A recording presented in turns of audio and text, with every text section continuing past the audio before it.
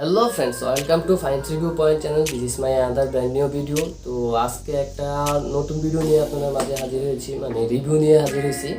রিভিউটি হলো রিয়েলমি ভারতের বাজারে লঞ্চ করে ফেলছে তাদের এক্স সিরিজের নতুন একটি ফোন, তা হলো রিয়েলমি X7 ম্যাক্স।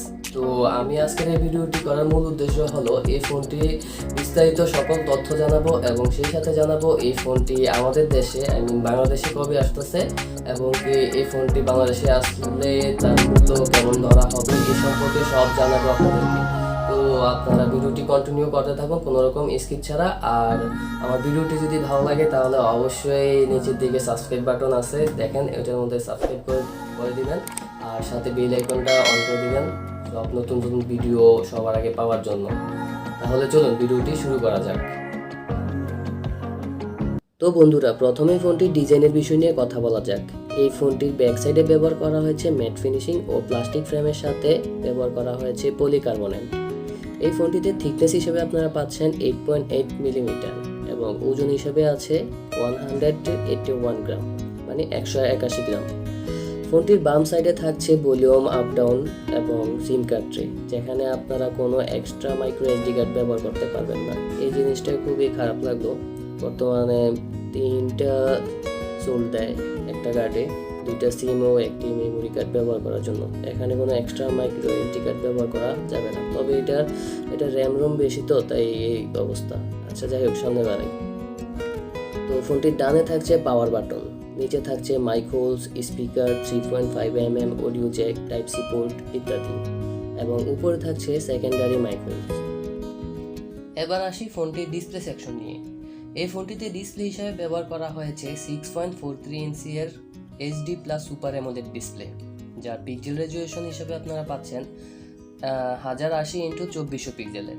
ফোনটির অ্যাসপেক্ট রেশিও হিসাবে আছে 20:9 এবং স্ক্রিন টু বডি রেশিও হিসাবে আছে 90.17%। ফোনটিতে ডিসপ্লে সুরক্ষার জন্য এখন পর্যন্ত কি ব্যবহার করা হয়েছে তা অফিসিয়ালি জানা যাচ্ছে না, তবে এর সাথে থাকছে 120 হার্জ রিফ্রেশ রেটের মতো সুবিধা। এই ডিভাইসটিতে অপারেটিং সিস্টেম হিসাবে ব্যবহার করা হয়েছে অ্যান্ড্রয়েড 11 এবং রিয়েলমি UI 2.0। ফোনটিতে প্রসেসর হিসাবে থাকছে মিডিয়াটেক ডায়মন্ডসিটি 1200, যেটা বিল্ড করা হয়েছে 6 ন্যানোমিটার আর্কিটেকচারের উপর। মিডিয়াটেকের এত বড় একটা প্রসেসর, সেই ক্ষেত্রে 6 ন্যানোমিটার আর্কিটেকচারের জায়গায় যদি অ্যাটলিস্ট 8 ন্যানোমিটার বা 12 ন্যানোমিটার হতো তাহলে মনে হয় আরেকটু বেটার হতো। তবে এটি একটি 5G প্রসেসর। এই ফোনটি দিয়ে আপনারা পাবজি সহ যে কোনো ধরনের হায়ার লেভেলের গেম খেলতে পারবেন কোনো রকমের ল্যাকিং ছাড়াই, এবং কি হাই গ্রাফিক্সেও খেলতে পারবেন। এই ডিভাইসটি 8/128 এবং 12/256 এই দুটি ভেরিয়েন্টে লঞ্চ করা হয়েছে। সাথে স্টোরেজ হিসেবে আপনারা পেয়ে যাচ্ছেন UFS 3.1, খুবই আপডেট স্টোরেজ হিসেবে এটা ব্যবহার করা হয়েছে। আগে আমরা দেখতাম UFS 2.1, 2.2 ব্যবহার করতো, সেই জায়গায় এখন লাভ দিয়ে UFS 3.1 দিয়ে দিয়েছে রিয়েলমি আমাদেরকে। তো চলুন এবার ক্যামেরার বিষয় নিয়ে কথা বলি। এই ফোনটিতে ব্যবহার করা হয়েছে 3-4 ক্যামেরা সেটআপ, যেখানে প্রথমটি হলো 64 মেগাপিক্সেলের একটি ক্যামেরা, সেখানে ব্যবহার করা হয়েছে সোনি IMX682 এর সেন্সর। দ্বিতীয়টি হলো 8 মেগাপিক্সেলের আলট্রা ওয়াইড শুটার এবং তৃতীয়টি হলো 2 মেগাপিক্সেলের ম্যাক্রো ক্যামেরা। এগুলো দিয়ে আপনারা সর্বোচ্চ 30 fps এবং 4K তে এইচডিতে ভিডিও করতে পারবেন কোনো রকম সমস্যা ছাড়াই। এবং সাথে তো পাচ্ছেন EIS এবং নাইট মোডের মতো আকর্ষণীয় ফিচার্স। ফোনটিতে সেলফি ক্যামেরা হিসেবে থাকছে 16 মেগাপিক্সেলের একটি সিঙ্গেল ক্যামেরা। মজার বিষয় হলো এখানেও আপনারা পাচ্ছেন EIS এর মতো সুবিধা। এছাড়াও আরও থাকছে speaker with dual speaker, dual band, hotspot, wifi, Bluetooth 6.0, NFC, type C port ইত্যাদি। ফোনটিতে নিরাপত্তার জন্য আপনারা পেয়ে যাচ্ছেন ফেস আনলক এবং আন্ডার ডিসপ্লে ফিঙ্গারপ্রিন্ট সেন্সর, যা এই বাজেটের মধ্যে খুবই ভালো লাগলো আমার কাছে।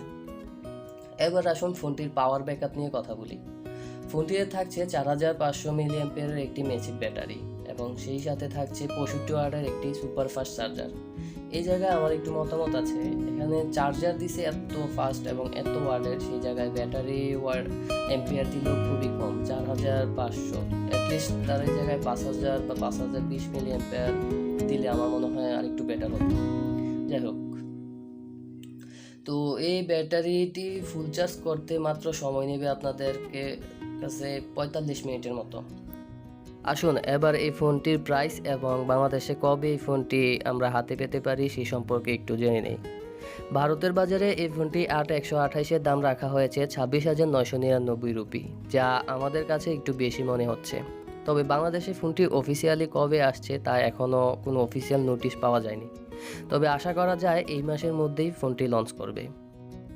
তখন এই ফোনটির দাম পড়তে পারে 32 থেকে 35,000 টাকার আশেপাশে, আর আনঅফিসিয়ালি এই ফোনটির দাম পড়তে পারে 30 থেকে 34,000 টাকার আশেপাশে। সো বন্ধুরা, আজকের মতো এখানেই শেষ করলাম। পরে আবার অন্য একদিন অন্য একটি রিভিউ নিয়ে আপনাদের মাঝে হাজির হব। তো যদি আমার ভিডিওটি ভালো লাগে থাকে তাহলে অবশ্যই সাবস্ক্রাইব করবেন, আর যদি সাবস্ক্রাইব করবেন, শেয়ার করবেন এবং কমেন্টে আপনার মতামত জানিয়ে দিবেন। ধন্যবাদ।